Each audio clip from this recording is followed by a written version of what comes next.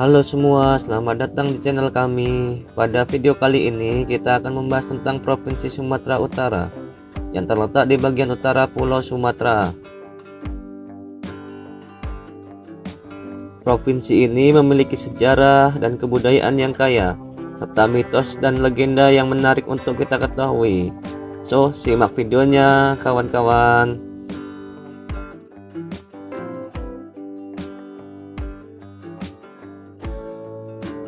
Provinsi Sumatera Utara memiliki sejarah yang panjang dan kaya. Pada abad ke-6 Masehi, daerah ini telah dihuni oleh suku-suku bangsa Melayu.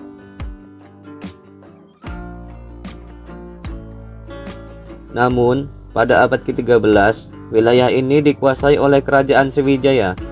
Kemudian, diikuti oleh Kerajaan Majapahit pada abad ke-14. Pada abad ke-16, wilayah ini dikuasai oleh Kesultanan Aceh.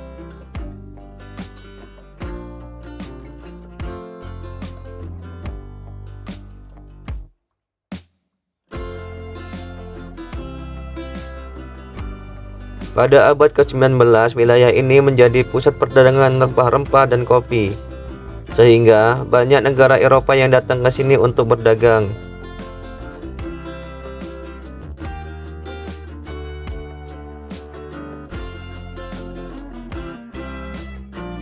Selanjutnya, pada masa penjajahan Belanda, Sumatera Utara menjadi bagian dari Hindia Belanda dan mengalami pembangunan yang pesat, seperti pembangunan infrastruktur dan pertanian.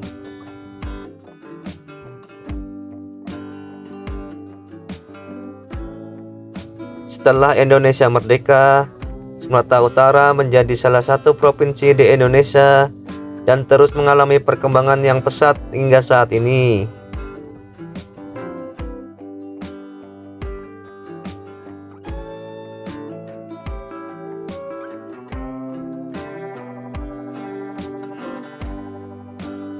Selanjutnya, seni. Seni merupakan bagian penting dari budaya masyarakat Sumatera Utara. Salah satu seni yang terkenal dari Sumatera Utara adalah seni tari.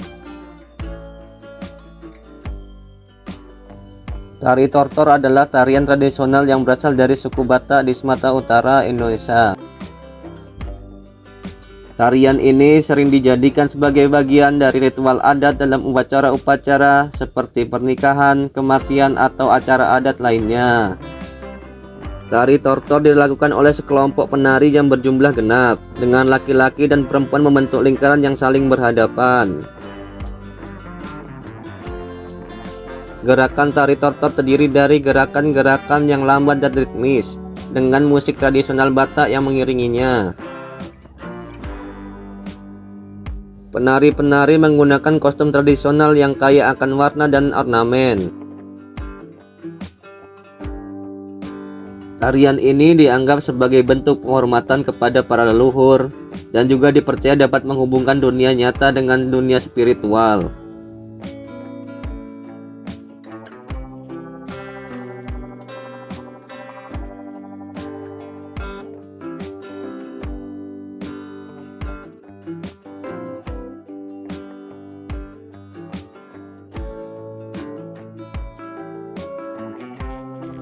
Selanjutnya, tari Sigala-Gala adalah tarian tradisional yang berasal dari suku Batak Toba di Sumatera Utara, Indonesia.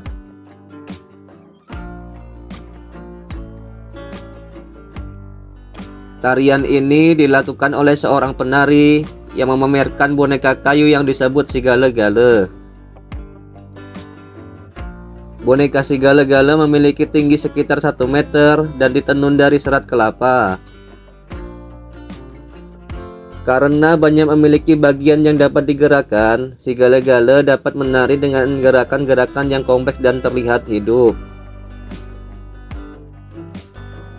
Tarian Sigala-Gala biasanya dilakukan dalam rangka upacara adat, seperti pernikahan atau pemakaman.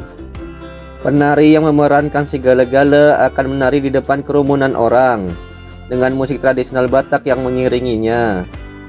Tarian ini dianggap sebagai bentuk penghormatan kepada para leluhur dan juga dipercaya dapat membawa keberuntungan dan kesejahteraan bagi masyarakat.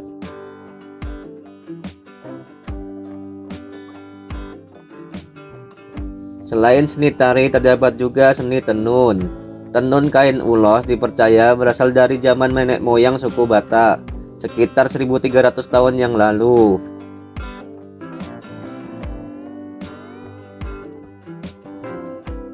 Kain ulos digunakan sebagai pakaian adat dalam berbagai acara adat, seperti pernikahan, pertemuan adat, dan upacara kematian. Kain ulos juga dijadikan sebagai simbol kehormatan dan juga kekayaan, serta dipercaya memiliki kekuatan magis yang dapat melindungi pemakainya dari bahaya. Proses pembuatan kain tenun ulos dimulai dari pemilihan bahan baku, yaitu serat kapas atau serat benang bulu domba yang telah dipintal. Benang-benang ini kemudian diwarnai dengan pewarna alami yang berasal dari tanaman atau bagian tumbuhan lainnya. Setelah itu, benang-benang tersebut dijalin menjadi kain dengan menggunakan alat tenun tradisional.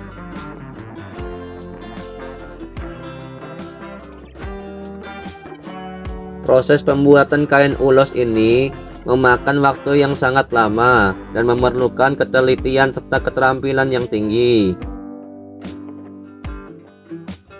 Biasanya, para perempuan di masyarakat Batak yang ahli dalam seni tenun kain ulos akan mengajarkan anak perempuan mereka.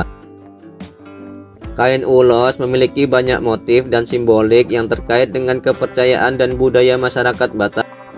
Beberapa motif kain ulos yang sering digunakan antara lain motif pisau gajah domu, simbol kekuatan dan kemakmuran. Motif ragi hidup, simbol keseimbangan dan keharmonisan. Motif sibolang, simbol keindahan dan kecantikan. Motif sulam tiga sisir, simbol kesuburan dan kelimpahan. Selain motif-motif tersebut, warna kain ulos juga memiliki makna simbolik tersendiri. Warna merah misalnya melambangkan keberanian dan kekuatan, sementara warna hijau melambangkan kehidupan dan pertumbuhan. Meskipun seni tenun kain ulos telah ada sejak zaman nenek moyang, namun hingga saat ini seni tenun ini masih terus berkembang dan menjadi identitas budaya yang penting bagi masyarakat Batak. Banyak perajin kain ulos yang mencoba mengembangkan seni tenun ini dengan mengembangkan teknik tradisional dengan desain yang lebih modern dan kreatif.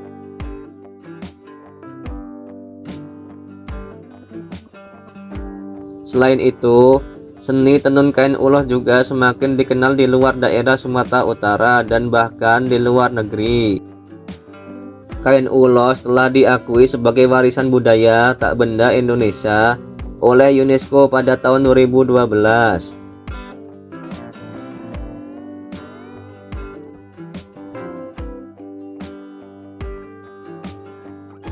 Sumatera Utara juga adalah salah satu provinsi di Indonesia yang memiliki beragam budaya yang unik dan menarik.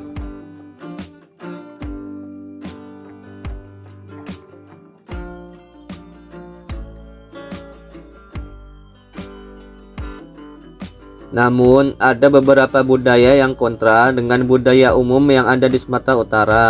Di antaranya adalah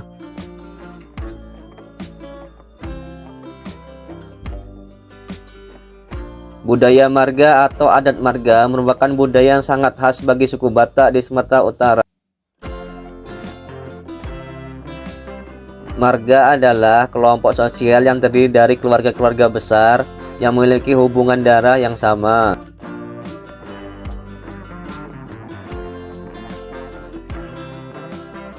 Dalam budaya marga, keluarga-keluarga besar tersebut saling membantu dan menghormati satu sama lain dan saling menjaga hubungan kekeluargaan yang erat.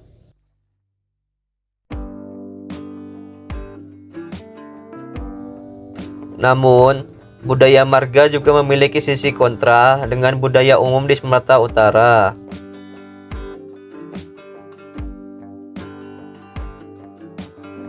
Budaya marga seringkali menempatkan kepentingan keluarga di atas kepentingan individu.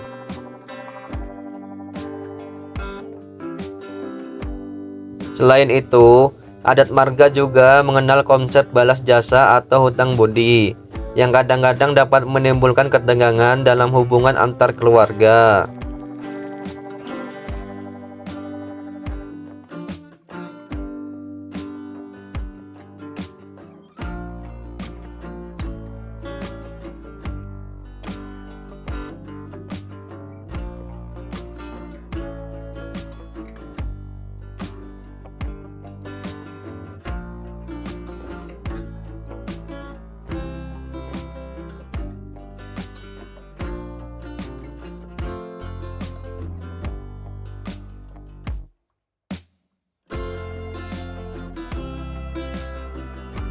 Selanjutnya, budaya matrilineal atau adat pepatih merupakan budaya yang unik di daerah Minangkabau di Sumatera Barat.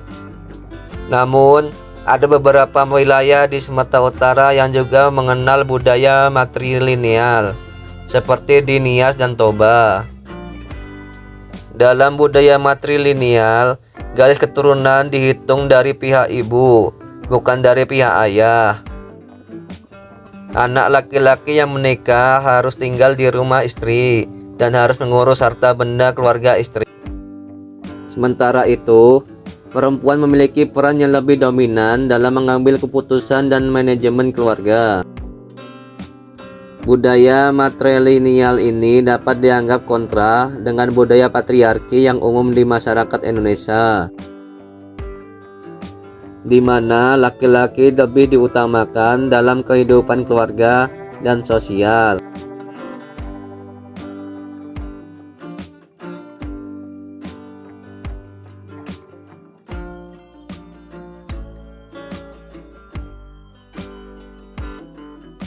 Dan terakhir, budaya Kaba atau adat Kaba-Kaba merupakan budaya lisan yang berasal dari Aceh dan sekitarnya, namun juga tersebar di wilayah Sumatera Utara. Kaba-Kaba adalah cerita rakyat yang disampaikan secara lisan dari satu generasi ke generasi berikutnya. Cerita Kaba-Kaba seringkali berkaitan dengan kisah-kisah sejarah atau mitos-mitos yang berkembang di masyarakat. Namun, cerita Kaba-Kaba juga dapat berisi nilai-nilai moral atau petuah yang dianggap penting oleh masyarakat. Budaya Kaba dapat dianggap kontra dengan budaya tertulis yang umum di masyarakat modern.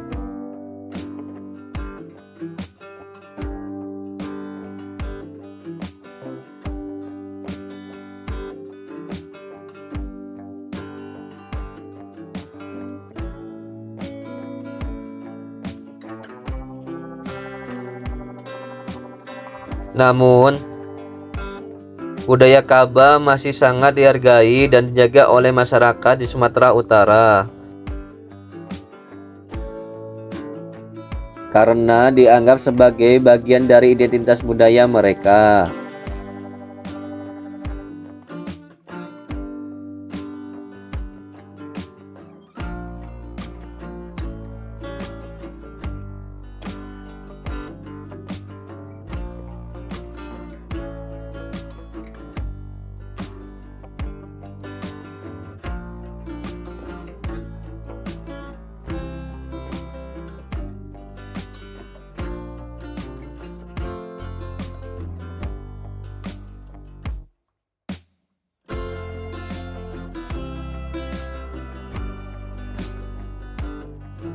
Selanjutnya, mitos. Menurut legenda, dahulu kala ada sebuah kerajaan di pedalaman Sumatera Utara yang dipimpin oleh seorang raja yang sakti mantraguna bernama Batara Guru.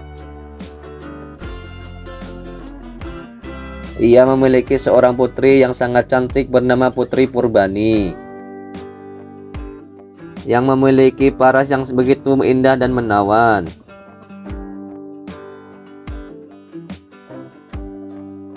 Karena kecantikannya tersebut, banyak pangeran dari berbagai wilayah yang ingin meminang Putri Purbani. Namun, Batara Guru tidak ingin putrinya menikah dengan pangeran di luar kerajaan.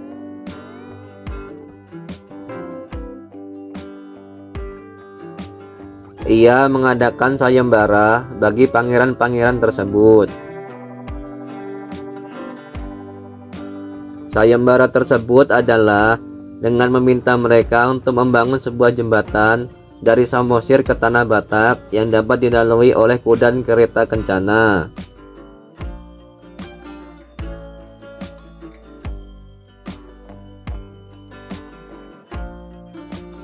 Namun, tak seorang pun dari para pangeran yang mampu menyelesaikan tugas tersebut. Hingga suatu saat datanglah seorang pemuda miskin bernama si Raja Batak. Ia bersedia menyelesaikan tugas tersebut dengan syarat ia harus dipersunting oleh Putri Purbani. Karena putrinya terlanjur jatuh hati pada si Raja Batak, Batara Guru pun menyetujui syarat tersebut.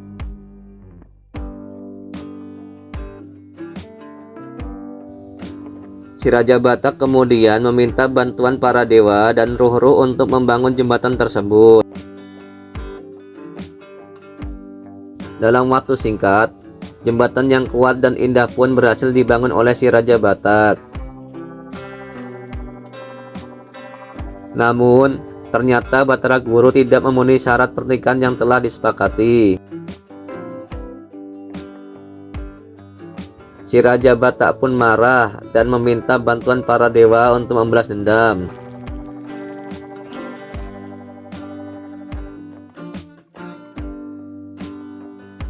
Para dewa kemudian memutuskan untuk membuat gunung meletus dan membuat kerajaan Batara Guru hancur berkeping-keping.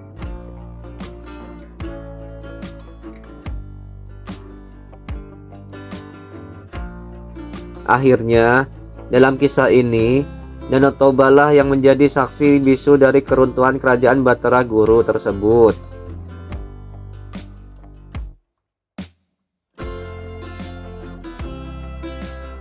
Menurut mitos tersebut, Danau Toba terbentuk dari bekas reruntuhan kerajaan Batara Guru yang kemudian diselimuti oleh air hujan yang turun selama berhari-hari hingga membentuk danau yang besar.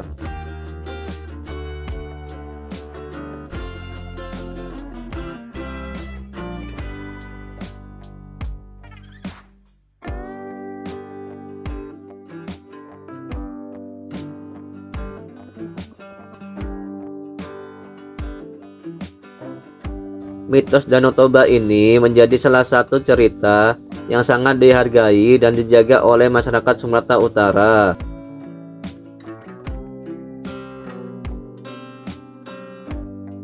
Selain itu, cerita ini juga menjadi daya tarik wisata bagi banyak orang yang ingin mengunjungi danau yang indah ini.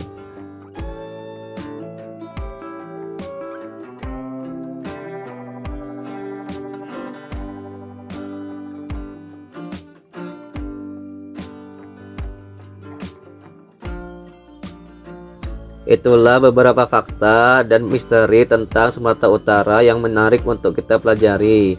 Bagaimana menurut kalian? Apakah kalian tertarik untuk mengunjungi Sumatera Utara dan mengeksplorasi keindahan dan keunikan provinsi ini?